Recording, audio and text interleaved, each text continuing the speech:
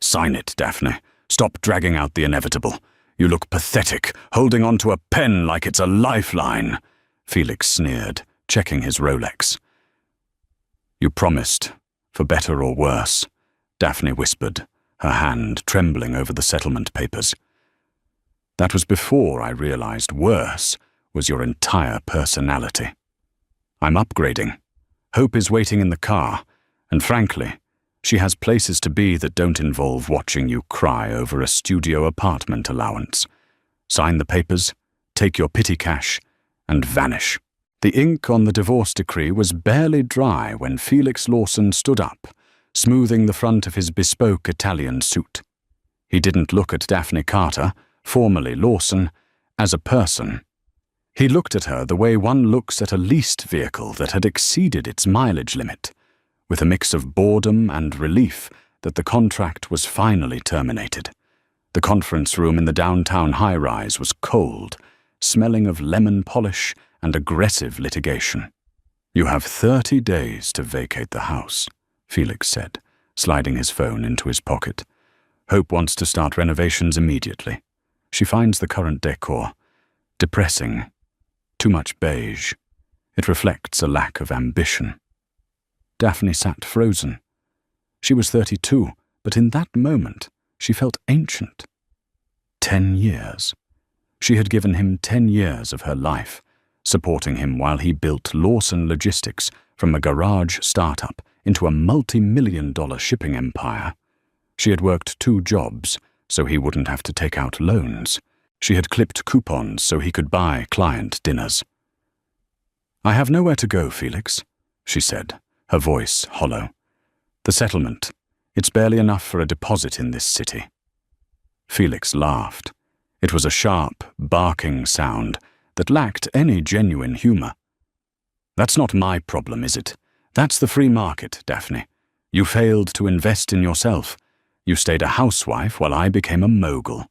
You're a depreciating asset. Hope, on the other hand, she's a partner. She's vice president of marketing. She brings value. He walked to the door where Hope Payne was leaning against the frame. Hope was everything Daphne wasn't right now.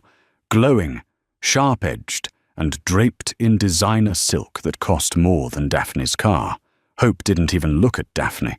She was too busy inspecting her manicured nails. Ready, darling? Hope asked, her voice like syrup laced with arsenic. We have that dinner with Gavin Lennox tonight. We need to secure that merger. Coming, Felix said. He paused, looking back at Daphne one last time. Don't contact me. If you need money, get a job. I hear Starbucks is hiring. You were always good at serving people. They left. The heavy oak door clicked shut, leaving Daphne alone in the silence. She didn't scream. She didn't throw the water pitcher against the wall, though every nerve in her body screamed for release. Instead, she slowly capped her pen. The silence of the room felt heavy, pressing against her chest. She had defined herself by him for so long that without him, she felt like an outline of a person, transparent and fading. Her phone buzzed. It was Addison Jennings, her best friend, the only one who hadn't taken Felix's side when the money started rolling in. I'm outside, the text read. I have wine, I have pizza, and I have a shovel if we need to bury a body. Daphne managed a weak, watery smile. She picked up her purse, which felt lighter now that the house keys were gone. She walked out of the building, the wind whipping her hair across her face. On the curb, Felix's silver Porsche 911 GT3 was pulling away. Daphne saw Hope laugh at something Felix said, her head thrown back, her hand resting possessively on his knee. They looked like a golden couple from a magazine advertisement. Daphne looked down at her scuffed heels and realized Felix was right about one thing. She had let herself disappear to make room for his ego. But as the Porsche roared down the avenue, cutting off a taxi, Daphne felt a strange, cold sensation in her gut. It wasn't sorrow anymore. It was the absolute zero of a heart freezing over, 3 weeks later, Daphne was scrubbing the grease trap of a diner on the south side of the city. The petty cash Felix had mentioned had gone almost entirely to paying off the debts he had secretly racked up in her name. Joint credit cards she didn't know existed until the credit score alert started pinging. He had ruined her credit to leverage his business expansion years ago, and now, legally, half that debt was hers. "Table 4 needs a refill, Carter," the manager barked. "On it," Daphne said, wiping her hands on her apron. She was exhausted. Her hair, once kept in soft waves, was pulled back in a severe, fraying bun. Her hands were red and chapped. She was refilling a coffee for a trucker when the news played on the small television mounted in the corner. "Tech mogul and recluse, Arthur Carter, dead at 68, the anchor announced. Daphne froze. The pot of coffee trembled in her hand, splashing hot liquid onto the saucer. "Hey, watch it," the trucker grumbled. Daphne didn't hear him. She stared at the screen. They showed a photo of a man she hadn't seen in 15 years. Arthur Carter. Her father. He had left when she was 12. He had been a dreamer, an inventor, always tinkering in the shed, always promising his next big thing would save them. But the money never came. The arguments with her mother got louder. And one day, he just walked out. Daphne had heard rumors he went to Silicon Valley, but she assumed he had failed there too. She had sent him an invitation to her wedding 10 years ago. It had been returned to sender. "Dead?" she whispered. She finished her shift in a daze.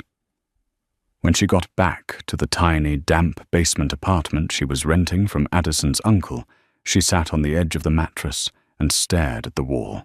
Her phone rang. It was an unknown number. "Is this Daphne Carter?" A deep, resonant voice asked. "Yes," she said, her voice raspy. "This is Uriel Walker, from Walker and Associates. I represent the estate of the late Arthur Carter. I need you to come to my office tomorrow at 10 a.m. for the reading of the will." Daphne frowned. "Mr. Walker, I think there's a mistake. My father, he didn't have an estate. He left us with nothing. Please, Miss Carter, it is mandatory. And bring identification. There are complexities." Daphne agreed, mostly out of curiosity. She expected perhaps a box of old trinkets, maybe some apology letters, or worse, more debt. Meanwhile, across town, in a sprawling penthouse overlooking the skyline, Felix Lawson was sipping a scotch while Hope scrolled through her tablet. "Did you see?" Hope asked, looking up. "Daphne's dad died." Felix snorted. "That old deadbeat? I'm surprised he wasn't buried in a pauper's grave years ago. Daphne probably has to pay for the funeral. Good thing we finalized the divorce, or she'd come begging for burial costs." "Actually," Hope said, her eyes narrowing as she read the business section of a niche tech blog. "It says here Arthur Carter was the silent partner in Obsidian Ventures. Felix, didn't you try to get funding from Obsidian last year? They're huge." Felix froze. "Obsidian? No, that's impossible. Obsidian is run by a board of ghosts. Nobody knows who the majority shareholder is. The article speculates it was him. It says he held patents for semiconductor cooling systems used by, well, everyone, including us." Felix set his drink down, his mind racing. If Daphne's father was wealthy, secretly wealthy, and Daphne was his next of kin. "She doesn't know," Felix whispered. A slow, predatory smile spread across his face. "She thinks he was a bum. She has no idea what that estate is worth." "So?" Hope asked. "You're divorced. You get nothing." "Not necessarily," Felix said, standing up and pacing. "There was a loan 5 years ago, when the business was shaky. I took a private loan from a shell company to keep us afloat. I signed a personal guarantee. That shell company, I traced the IP address once to a holding firm in Nevada. If that was Carter. You owe him money? No, Felix grinned. I defaulted on a technicality and countersued the shell company for predatory interest rates. It's been stuck in arbitration. If he's dead and Daphne is the heir, I can manipulate the debt. I can claim the estate owes me. Or better yet, I can get Daphne to sign over her rights to the estate in exchange for forgiving the debts she thinks she has. She's desperate, Hope noted, catching on. She's broke. Exactly. I'll go to the reading. As a creditor to the estate, I have a right to be present. Felix grabbed his jacket. Get dressed, Hope. We're going to pay my ex-wife one last visit. The offices of Walker and Associates were not in a glass skyscraper like Felix's firm. They were located in a restored pre-war brownstone in the historic district. The building smelled of old money, mahogany, leather, and silence. Daphne arrived 15 minutes early, wearing her only remaining good suit, a black blazer she had saved from the donation pile. She tried to smooth her hair, feeling painfully out of place among the oil paintings and Persian rugs. Miss Carter? She turned. Standing by the window was a man who looked less like a lawyer and more like a weary general. Uriel Walker was tall, with broad shoulders that strained his charcoal suit. He had salt and pepper hair and eyes that were a startling, piercing grey. He wasn't classically handsome like Felix. He was intense. I'm Uriel Walker, he said, extending a hand. His grip was firm, warm, and reassuring. Thank you for coming. Mr. Walker, I don't understand why I'm here, Daphne began. My father. Your father was a complicated man, Daphne, but he watched you. From a distance.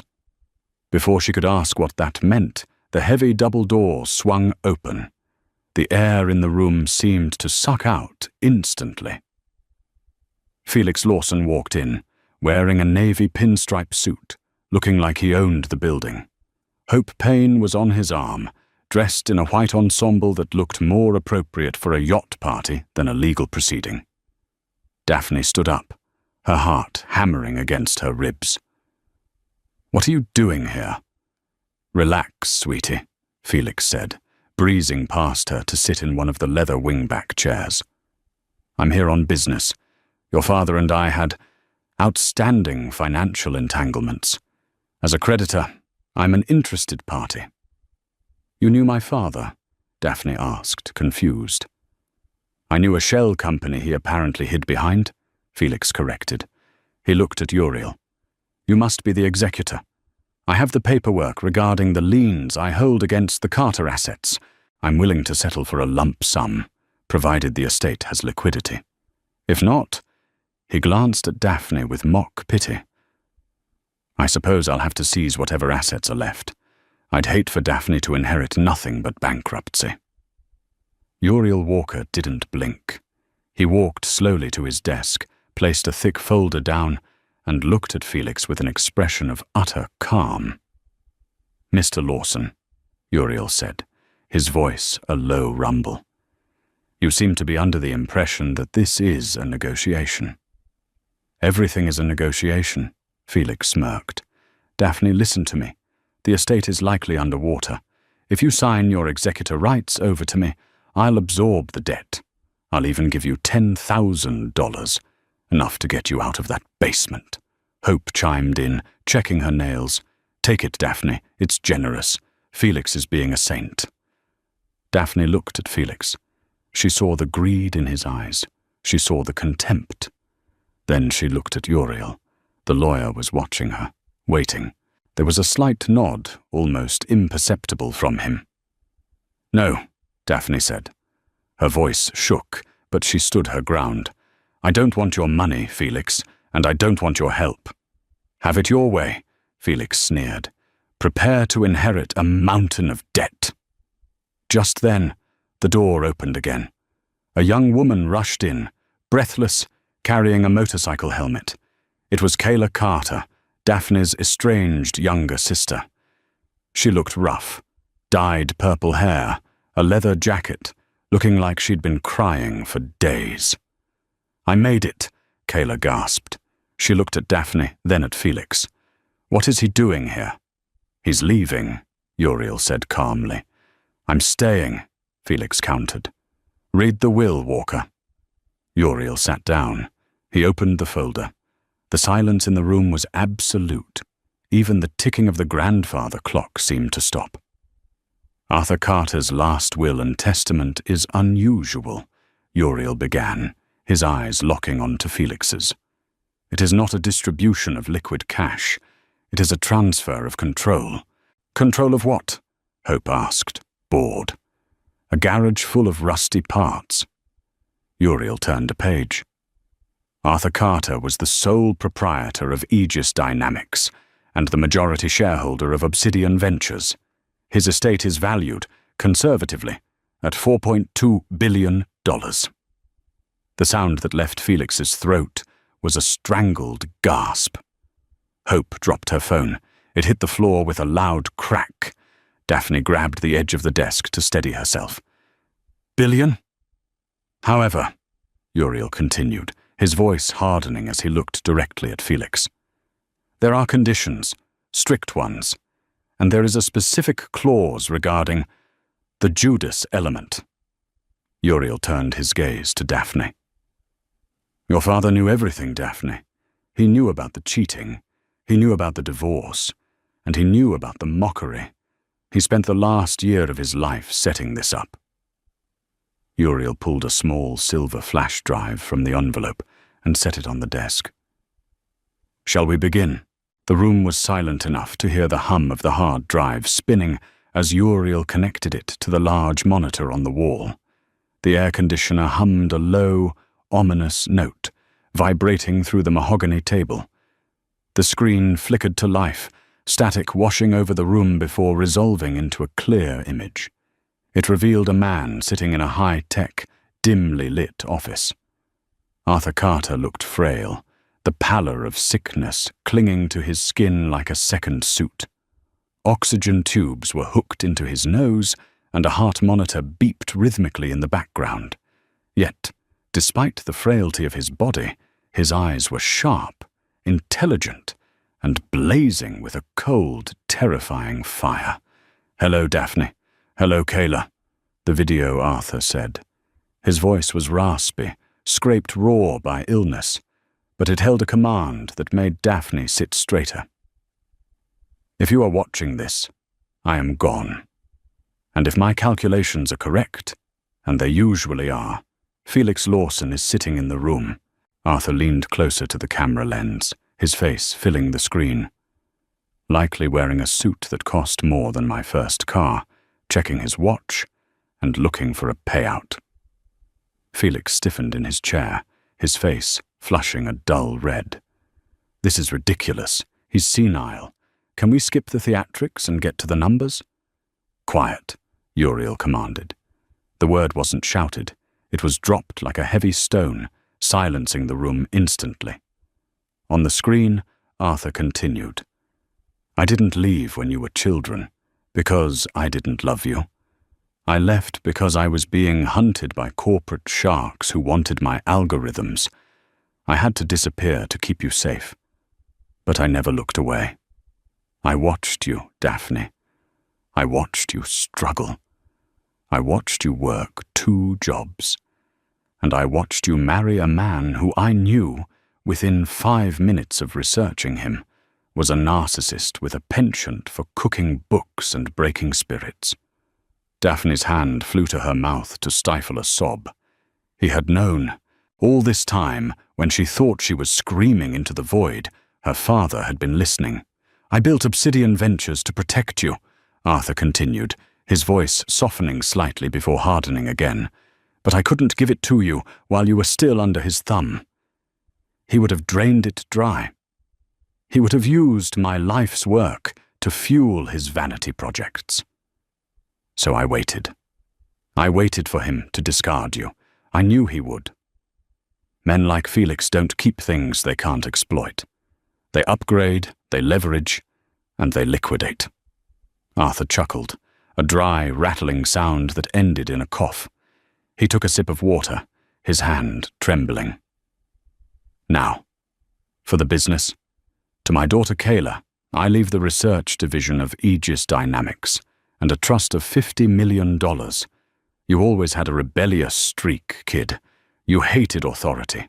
Use this money to break things and build better ones. Kayla sat stunned, clutching her motorcycle helmet so hard her knuckles turned white. $50 million? She whispered, looking at Daphne with wide, tear-filled eyes. He remembered I liked engineering. And to Daphne, Arthur said. The camera seemed to zoom in, focusing intensely on his eldest daughter. I leave the remainder of the estate, the $4 billion in diversified assets, the real estate portfolio, the patent library, and the controlling interest in Obsidian Ventures. The silence in the room was absolute. A pin dropping would have sounded like a gunshot. However, Arthur raised a crooked finger, there is a condition. I call it the Judas Protocol. Clause 4, Section A. Uriel read aloud from the document on his desk, his voice steady and devoid of emotion. The beneficiary, Daphne Carter, must assume the role of CEO of Obsidian Ventures. She cannot sell the company for a period of 5 years. Furthermore, she must personally oversee the portfolio of distressed assets. Distressed assets?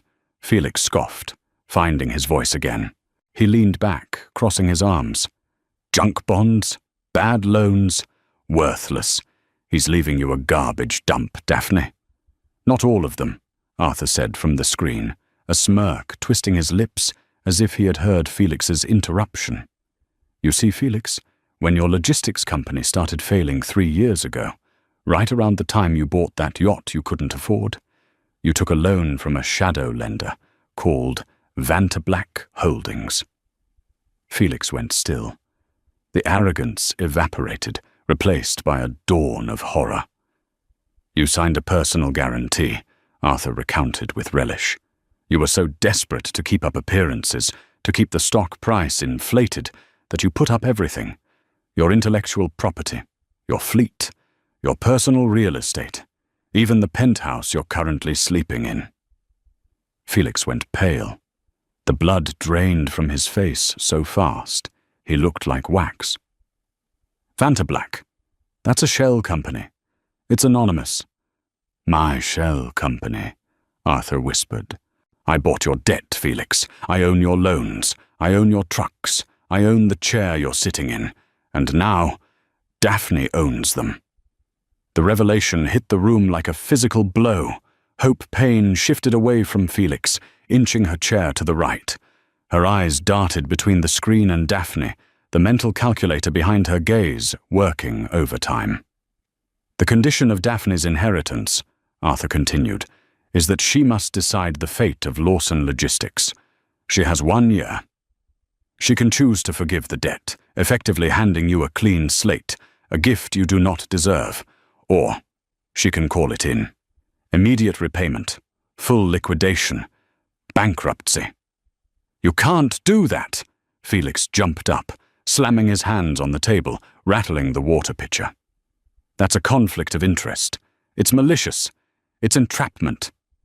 It's business, Uriel said calmly, not even blinking. You signed the contract, Mr. Lawson. You defaulted on the interest payment 6 months ago. Arthur didn't foreclose then because he was waiting for this moment. The debt is now callable on demand. Today, tomorrow, whenever Miss Carter chooses. Arthur's image began to fade, the light in the video dimming. The ball is in your court, Daphne. You spent 10 years serving a man who thought you were nothing. Now, you hold his life in your hands. Don't disappoint me. The screen went black. For a long moment, no one moved. Then, Felix turned to Daphne. His charm switched on like a desperate, flickering light bulb. He rounded the table, ignoring the security guards who stepped forward. Daphne, listen, he said, his voice dropping to that intimate, persuasive tone he used to use when he wanted her to sign a loan co-application. Your father was insane. He was a bitter, dying old man. He didn't understand the market. We can work this out. I can run Obsidian for you. You don't know how to handle a billion-dollar portfolio. You'll crash it in a week. The sharks will eat you alive. He reached for her hand, but she pulled it back as if he were burning hot. Sign the debt forgiveness, Felix pressed, sweat beading on his forehead. And I'll give you a consultant role, a salary, real money. I'll take care of you, Daphne. Like I always did. Daphne looked at him, really looked at him. For the first time in 10 years, the fog lifted. She didn't see the powerful tycoon or the brilliant husband. She saw a sweating, panicked man in a suit he technically didn't own, begging for mercy from the woman he had called a depreciating asset less than a month ago. She stood up. Her legs were shaking, vibrating with adrenaline, but her voice was surprisingly steady. "Mr. Walker," Daphne said, her eyes never leaving Felix's face, "I'd like to accept the inheritance, and I'd like to review the files on Lawson Logistics immediately." "Daphne!" Felix shouted, lunging forward, his composure shattering. 2 large security guards materialized at the door, blocking his path. Uriel stood, towering over the desk, closing the file with a finality that echoed like a judge's gavel. "Mr. Lawson, Ms. Payne," Uriel said, "you are trespassing on private property. And since Miss Carter now holds the mortgage note on the building your penthouse is located in, yes, Arthur bought that too. I suggest you be very polite. You have rent to pay, and I believe you are already in arrears." Felix was dragged out, screaming about lawyers, lawsuits, and fairness. Hope Payne followed, but she didn't scream. She didn't look at Felix.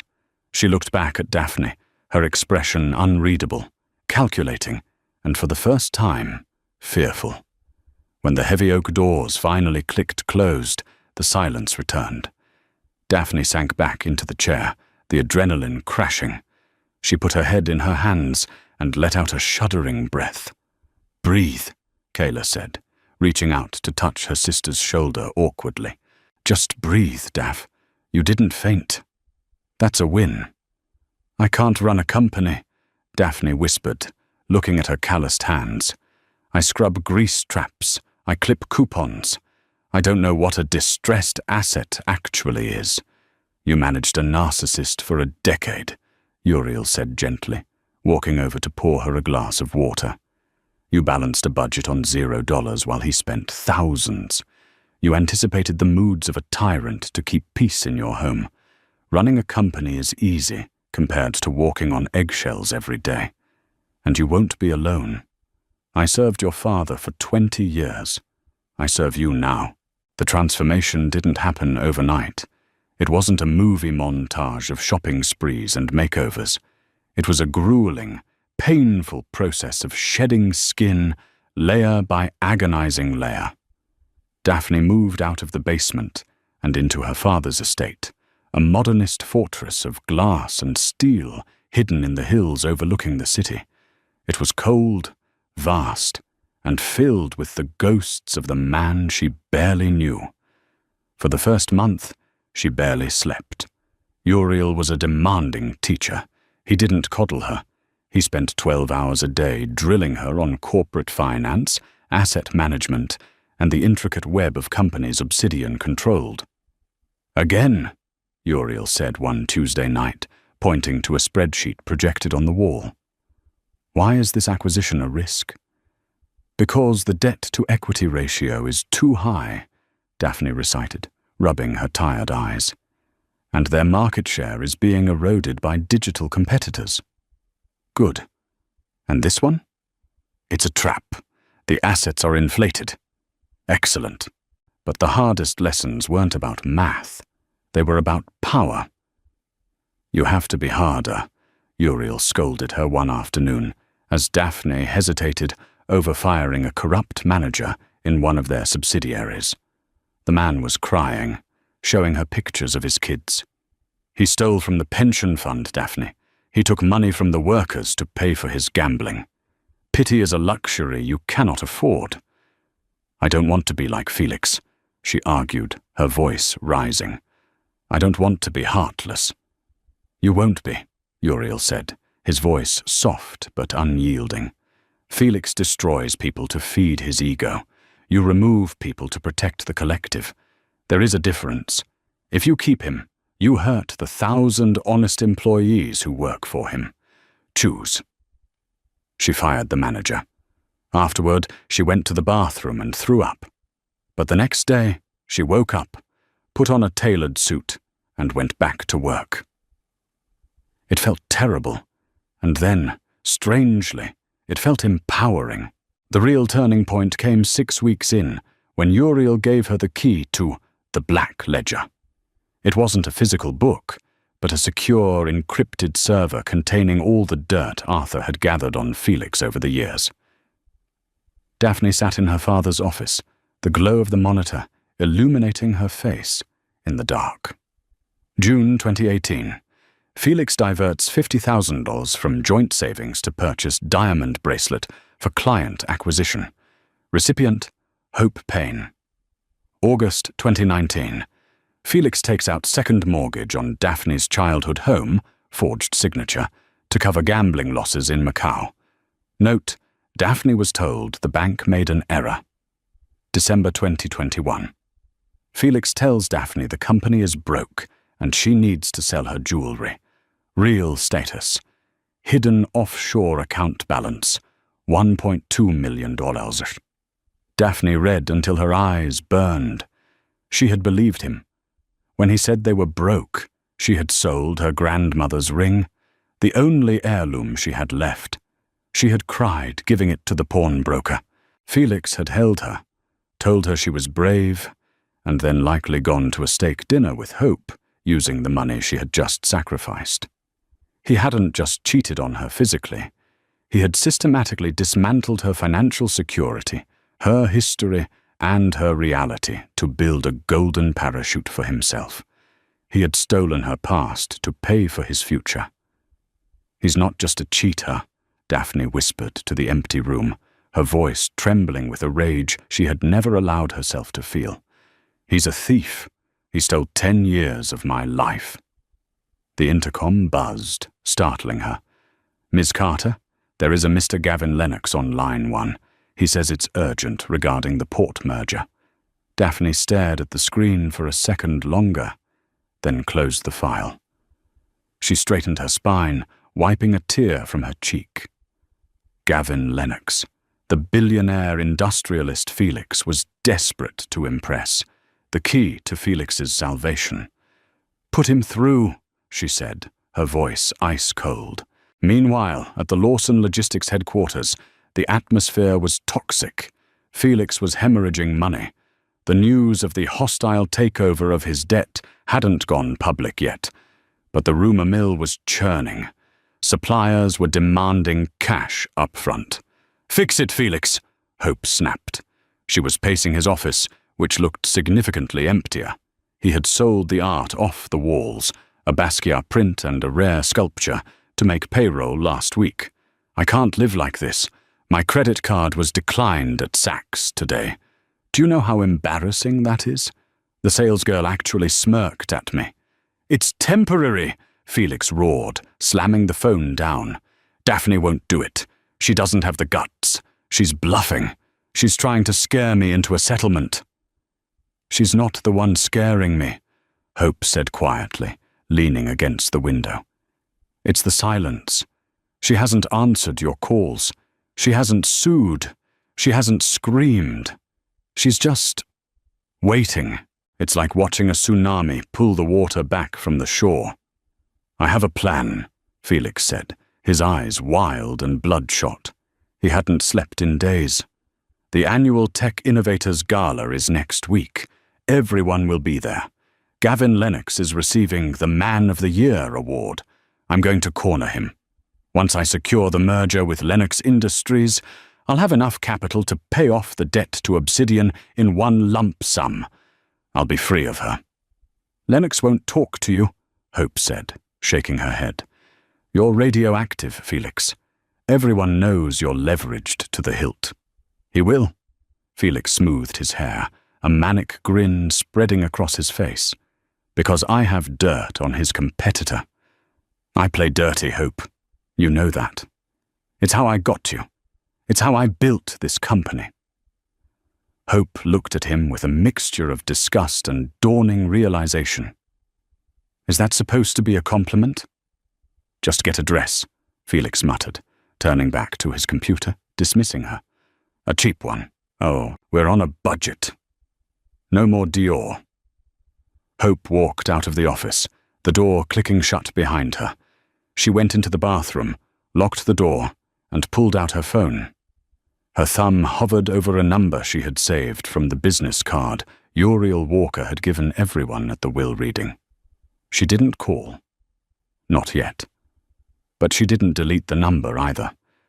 She looked at herself in the mirror, the stress lines appearing around her eyes, and realized she was looking at the new Daphne, and she refused to be the next depreciating asset. The annual Tech Innovators Gala was a spectacle of excess. The ballroom of the Grand Meridian was transformed into a glittering cavern of gold and crystal. Champagne fountains flowed with vintage Dom Perignon. Ice sculptures of circuit boards melted slowly under the lights, and the hum of billions of dollars in net worth filled the air. Felix Lawson arrived wearing a tuxedo that was 3 years old. It was slightly tight around the waist, a subtle sign of his stress-eating, and lacked the crisp newness of the suits around him. Hope wore a black dress that was elegant but simple, bought off the rack, a stark contrast to the custom couture worn by the wives and partners of the other tycoons. Felix was sweating. He scanned the room, his eyes darting frantically. He ignored the pitying looks from former associates, the way groups of men would stop talking as he approached and pivot away. "Showtime," Felix muttered, wiping his palms on his trousers. He grabbed 2 glasses of champagne and made a beeline for the center of the room. "Gavin, my good friend," Felix boomed, forcing a smile that looked like a grimace. Gavin Lennox, a silver-haired titan of industry, known for his integrity and ruthless efficiency, turned slowly. He was surrounded by a circle of admirers, but they parted as Felix approached, not out of respect, but out of awkwardness. "Felix," Gavin said, his tone neutral. "I didn't think you'd have the time to attend. Aren't you busy restructuring?" "Minor hiccups," Felix waved a hand dismissively, stepping too close. "Actually, I wanted to discuss the port expansion. I have some new projections that will blow your mind. Returns of 20% within Q1. I can undercut the competition by 15%.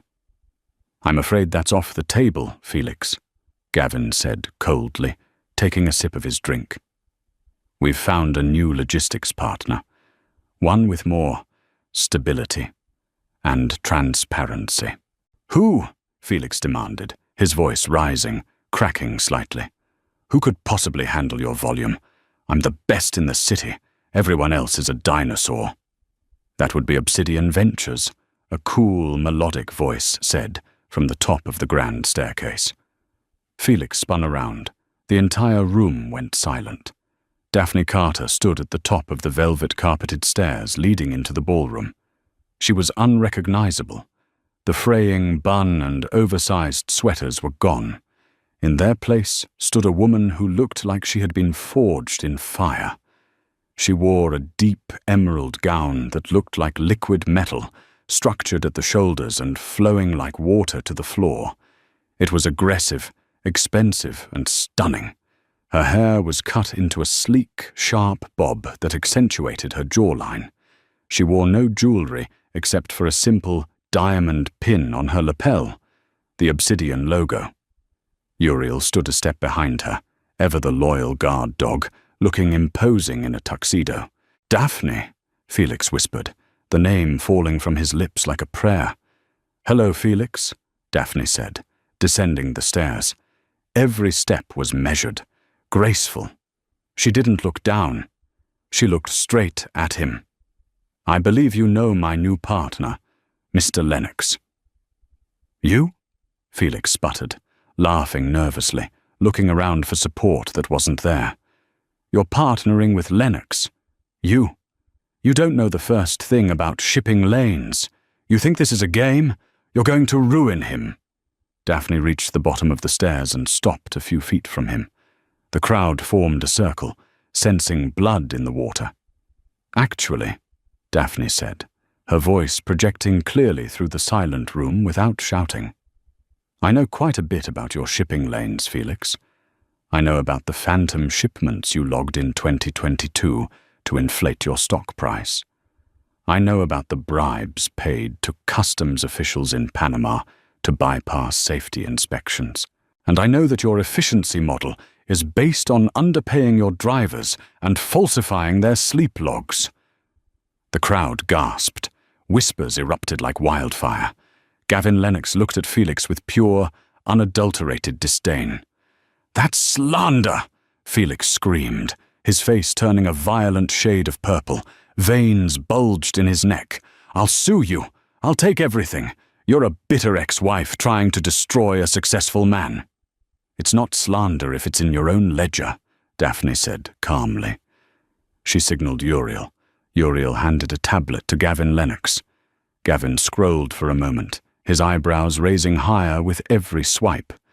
"This is—" Gavin looked at Felix. "This is federal fraud, Felix. You are charging me for premium secure transport and shipping my goods on unbonded third-party trucks. It's faked. She forged it." Felix lunged toward Daphne, his hands curled into claws. Uriel stepped forward, blocking him with a chest like a concrete wall. "I wouldn't, Mr. Lawson." "You stole my life!" Felix shouted, spit flying, his dignity completely gone. "You were nothing. You were a maid with a ring. You owe me everything. I made you." Daphne didn't flinch. She didn't step back. She stepped closer, invading his space until she was staring up into his wild eyes. "I don't owe you a thing, Felix, but you owe me. Specifically, you owe Obsidian Ventures $112 million. And as of this morning, I've decided to exercise the Judas Protocol." She pulled back, her eyes cold as the ocean. "I'm calling in the debt. You have 24 hours to pay in full, or I seize Lawson Logistics and sell it for scrap. I will strip the assets, sell the fleet, and dissolve the brand." "You can't," Felix whimpered, shrinking in on himself. "It will destroy me." "That," Daphne said, turning her back on him, the emerald dress swirling around her legs, "is the free market. Isn't that what you told me? I'm just upgrading to a better investment." She walked away, taking Gavin Lennox's arm. "Shall we discuss the new sustainable fuel initiative, Gavin?" "We shall, Miss Carter," Gavin said, turning his back on Felix. The room followed suit. Slowly, agonizingly, the conversations started up again. Backs turned. Felix was left standing alone in the center of the ballroom, a ghost in a rented tuxedo. Hope Payne stood by the champagne tower, gripping her glass until her knuckles were white. She watched Felix trembling, humiliated, finished. Then she looked at Daphne, who was laughing at something Gavin said, a genuine, free laugh. Hope set her glass down. She didn't go to comfort Felix. She didn't rush to his side. Instead, she turned and walked toward the exit, her heels clicking on the marble. She checked her phone and hit call on the number she had saved. "Mr. Walker," she said into the phone as she pushed through the heavy doors into the cool night air. "I think we need to talk. I have information on where Felix hid the offshore money. I want to make a deal." The interrogation room was actually a private conference suite at Obsidian Ventures. But to Hope Payne, it felt like a prison cell. The walls were glass, overlooking the city she had tried so hard to conquer. But now she was on the inside, looking out at a world that was rapidly shrinking. Daphne sat at the head of the table. She didn't look angry. She looked tired. Beside her, Uriel Walker was arranging a series of digital recorders. "You said you have information," Daphne said, her voice devoid of the warmth Hope used to exploit. "Talk." Hope took a shaky breath. She wasn't wearing designer silk today. She was in jeans and a sweater, clutching a battered laptop bag. "I want a deal. I want immunity from the civil suits Obsidian is filing against Felix. And I want a one-way ticket to London. I have a job offer there. I want to disappear." "We aren't the FBI, Miss Payne," Uriel rumbled. "We can't grant immunity." "But you can choose who you sue," Hope countered, her eyes hard. "Felix told me to sign things. He made me a signatory on the shell accounts in the Cayman Islands. If you sue him, I go down with him. Unless you drop me from the docket." Daphne leaned forward. "Why should I let you walk away? You were there, Hope. You laughed when he kicked me out." "I did," Hope admitted. She didn't apologize. She knew it wouldn't land.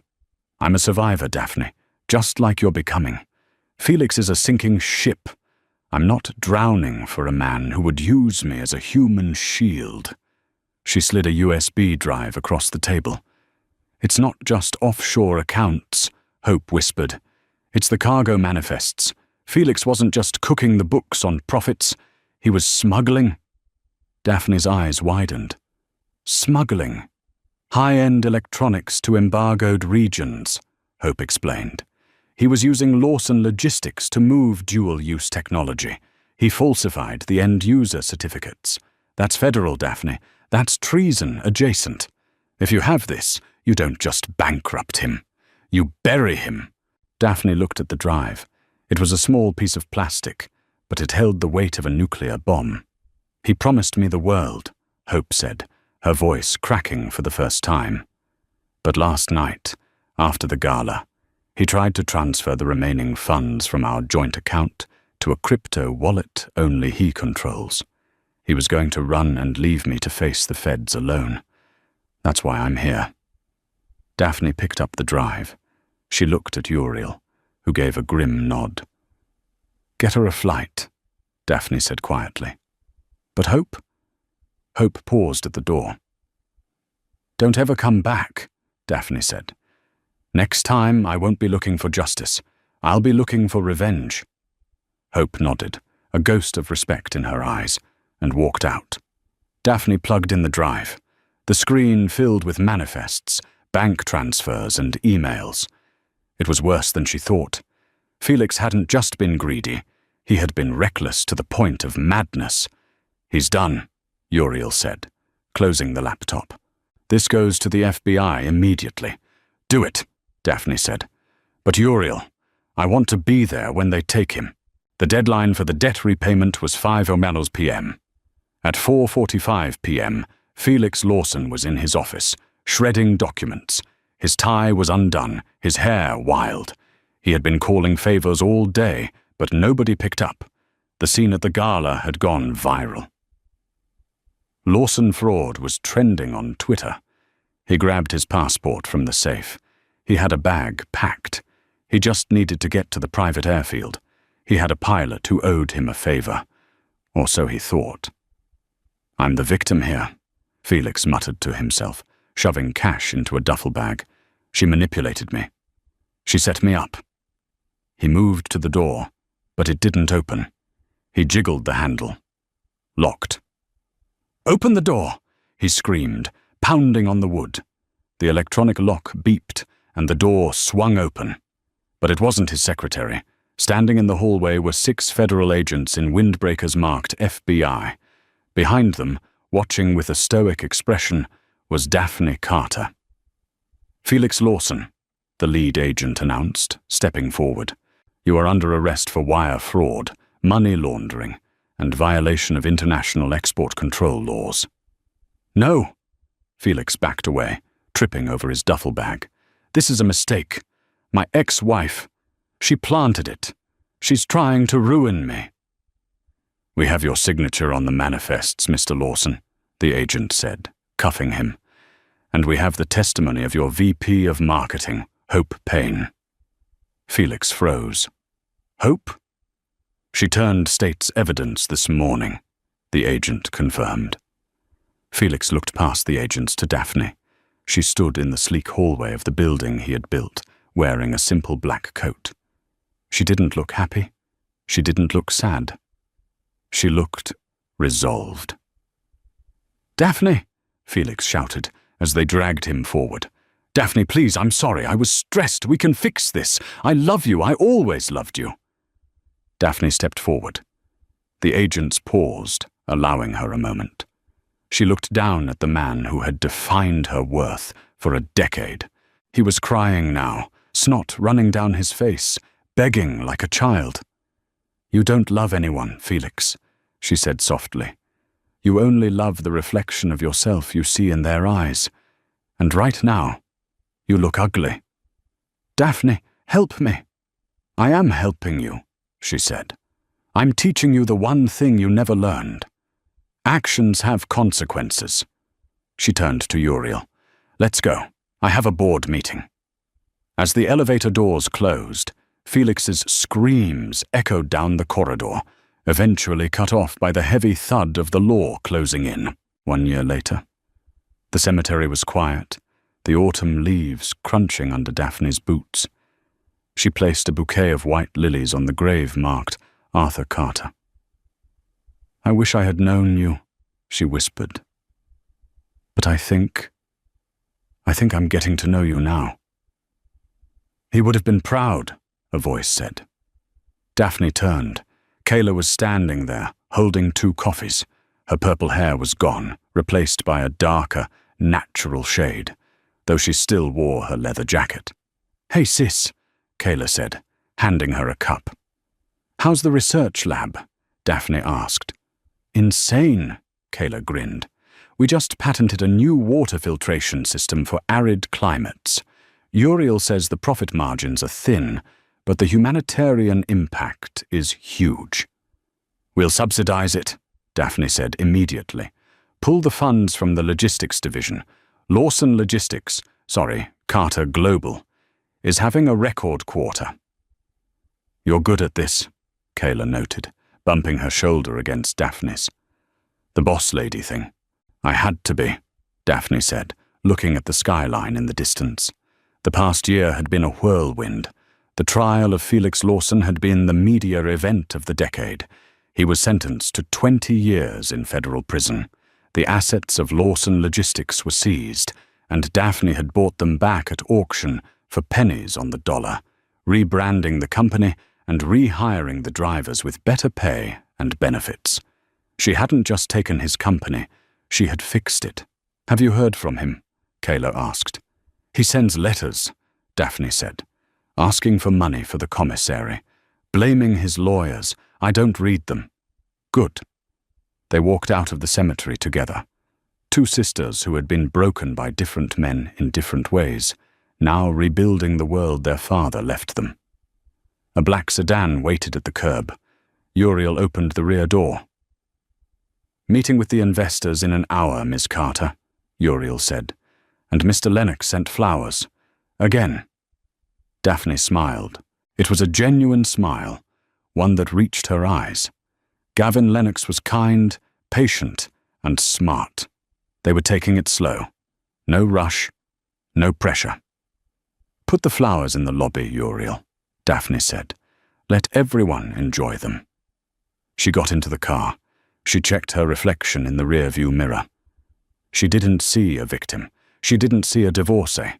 She saw Daphne Carter, CEO, sister, daughter. She saw herself. Daphne's journey wasn't just about money. It was about reclaiming the narrative of her own life. Felix Lawson thought he could discard people like objects, but he forgot that objects don't fight back. People do. In the end, the depreciating asset became the most valuable player in the game, proving that true worth isn't found in a bank account, but in the strength of your character when the world falls apart. If you enjoyed this story of justice served cold, make sure to hit that like button and subscribe to the channel. Turn on notifications so you never miss a new story. What would you have done if you were Daphne? Would you have forgiven Felix, or did he get exactly what he deserved? Let me know in the comments below.